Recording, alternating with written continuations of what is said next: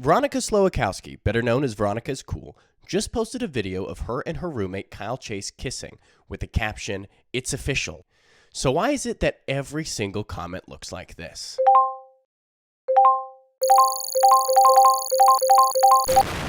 I love sitcoms, and I'm a huge sucker for the Will They Won't They. Ross and Rachel, Jim and Pam, Nick and Jess. The Will They Won't They has been at the heart of long-form sitcom storytelling since Diane started working at Sam's Pub and Cheers. But as the sitcom falls into obscurity and the way we consume media changes, it's always struck me that we're losing out on that storytelling tradition.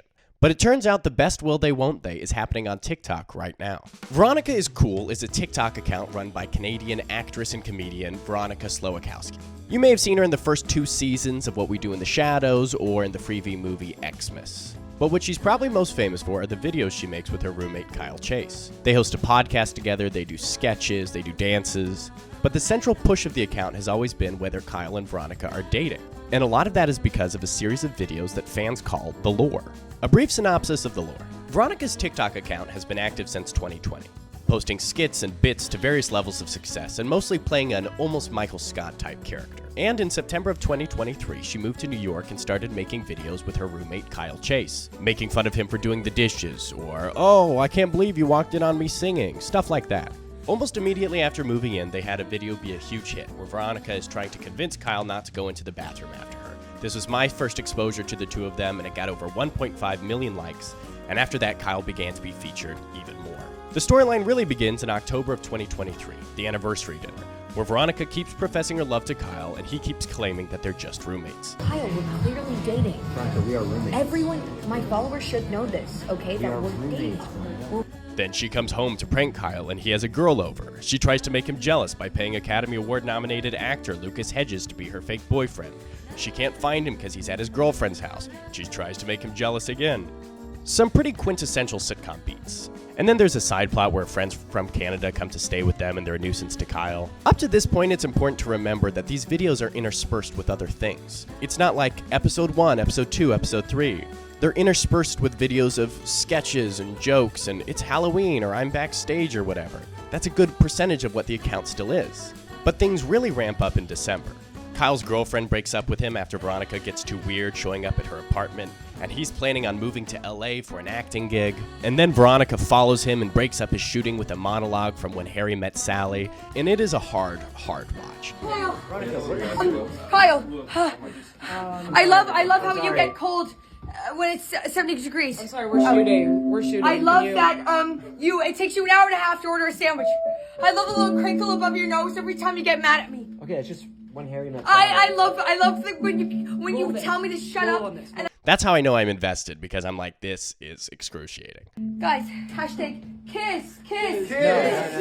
And then, he reveals he's coming back to New York City. Everyone claps. They fly back to New York. Kyle seems to finally warm up to her. He puts his hand on her leg. But then guess what? Twist. The cameraman reveals he has a crush on Veronica. Then they do like a Brian the Camera Guy story from like The Office, and it's awesome. And he's like, "I'm not going to film your videos anymore," and they end up winning him back. And then the whole storyline culminates on New Year's Eve with a kiss, and it's awesome.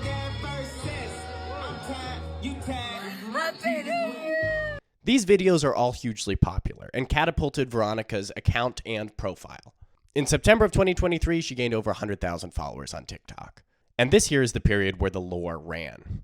They still make videos for sure, but this was really the apex of the storyline.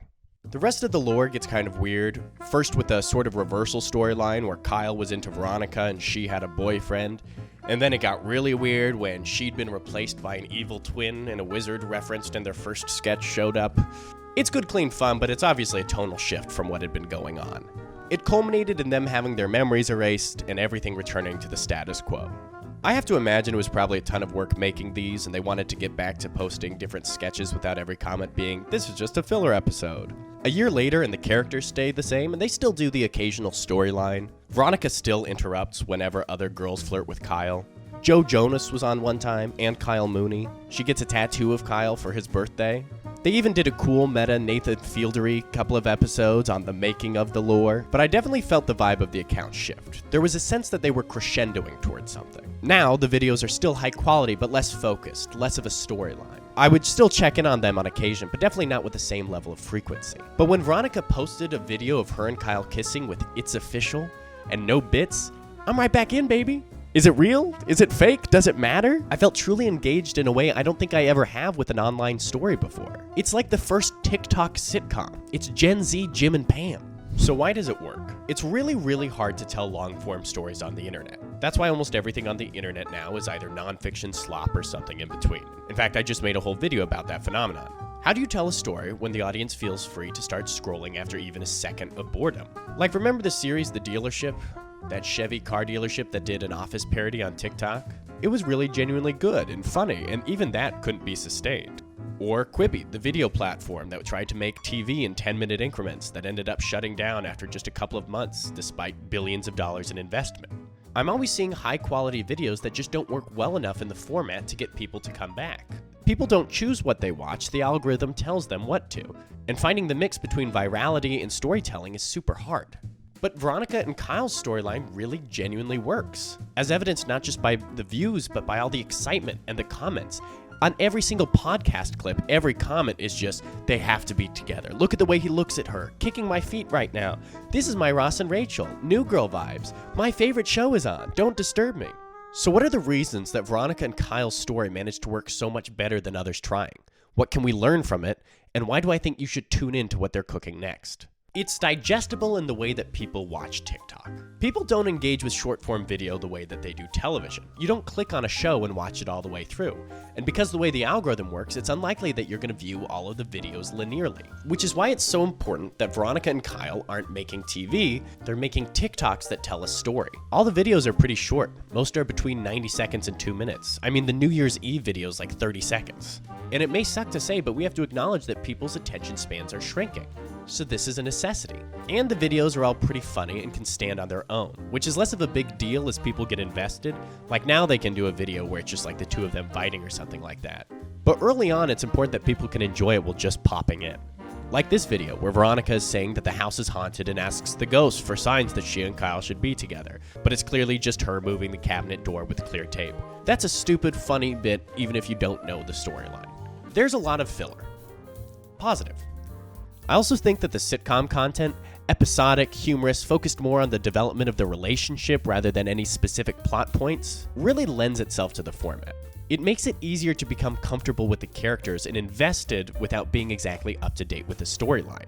Which is good because on TikTok, you're not going to get all of the videos in a row. You're probably only going to see them one by one as the algorithm shows you. Like I remember becoming aware of the two of them in the quintessential internet way, where one day I couldn't tell you a thing about either of them, and then one day I was scrolling and realized that I understood the architecture of this apartment and these characters and their dynamic. Veronica and Kyle are so fascinating because your investment in their relationship sneaks up on you, because that's how the internet works. It's good. It's legitimately funny. I think Veronica is a huge talent. She sort of plays like a chronically online Michael Scott, and everything is well acted and believable. Kyle does a really good job as a straight man. Obviously they're all sketches, but the way he gyms to the camera in disbelief is like awesome. The meta elements are really fun. The cameraman having a crush is great. And the one video where they don't have Michael behind the camera is very funny. Up here, Kieran! It keeps asking the question. The will they, won't they is such a staple of fiction and sitcoms in particular, and it's the source of most of the tension and interest in the show. And it's important to note, it's more about the question of will they, won't they, rather than the actual will or the won't. It's why television shows have to change so dramatically when the main characters get together. Either A, by shifting focus more to the ensemble, or B, by coming up with artificial reasons to keep the characters apart. We were on a break! Which is what most sitcoms do, including ours with the wizard who erases their memory. Veronica and Kyle have been playing this game where you don't know what's real and what's a bit for so long and to such an extent. We're so I'm sorry, guys. I don't want to gaslight the internet anymore. Okay, stop. We haven't done anything. That even after they posted a video of them kissing and saying they're officially dating, I'm like, I don't believe it. I don't know if I can. Even if they had a baby, I'd be like, this has to be for the bit. If they'd capitalized a year ago and said that they were together, I don't know if they'd have the same level of traction and interest that they do now. And even as I'm making this video, they're releasing more videos that make me question what's happening. This is You our lied on the internet saying that we haven't hooked up when we have, and you made me look twice, crazy. literally twice. You made me twice, but it's still one. And it's good for business, clearly. Like their live tour was literally captioned, "The Veronica and Kyle Together Forever ? Tour." That's awesome. Or like this video they did as an ad for Tinder. Are they gonna swipe right on each other? I don't know. But that's the push of the channel. The fact that they haven't given in and either explained whether they are or aren't together makes it all the more exciting. The blurring of reality and fiction. I really like how the show happens on Veronica's main TikTok account that she's been posting on for years. If you scroll all the way back, her first videos are just her goofing around. There are no title cards saying this is an episode, this one isn't. Veronica and Kyle are playing characters, but those characters are heightened versions of themselves. It's not clear when a video comes out whether it's part of the storyline or it's just the two of them goofing around. I mean, like, we know Veronica going to Kyle's girlfriend's house and pretending to be a plumber isn't real. But what about this video where Veronica's in her pajamas? What about this one when they're in bed together? This is so fun. Kyle? Huh? If you were to die, I don't know what I would do. Cuddle? No. What I'm trying to say is the blurring of the lines between character and performer makes the will they won't they way more interesting. It's like if you couldn't tell whether John Krasinski and Jenna Fisher or Jim and Pam were together. We want to know if Veronica the character is with Kyle the character because we want to know whether Veronica the podcaster is with Kyle the podcaster, and vice versa. Maybe there's no way to tell a story without the overemphasis on the parasocial relationships that we all experience on the internet every day. It's how we watch our friends fall in love. I also think it's really cool because I think it reflects love and courtship in a very Gen Z way. I made a video a couple months ago about how hard it is to depict Gen Z on screen, and it actually started out as a video about Veronica and Kyle. Doesn't the show, their romance, the sporadic nature of their content kind of mirror the way that we watch people fall in love today? First, there's a soft launch, a hand just in the corner of the frame, a comment on an Instagram post, a tag, and then a build-up, posting text message conversations on your story, they're on your close friends lists, and then an Instagram post, anniversary posts. We're all digitizing these breadcrumb trails of affection, and I think it's really cool that this show kind of reflects that. Watching Ross and Rachel is like watching your friends fall in love. The Office is like watching your coworkers fall in love. Kyle and Veronica to me is more like watching people fall in love in 2025. Because like, how often do you actually hear like, oh, so-and-so are back together? And how often do you like see a comment on an Instagram post or like a tag and you're like, those two? Again? Really? Or like when somebody deletes all their photos with somebody. There's a voyeuristic element that I think we're all weirdly comfortable with in the rest of our lives. And I think the Kyle and Veronica thing kind of reflects that. Conclusion. In the process of making this video, just 2 days after the It's Official Instagram post, Veronica posted a new video of her overhearing Kyle saying he's just faking the relationship for the channel, which means we're not in the endgame and season 2 is back.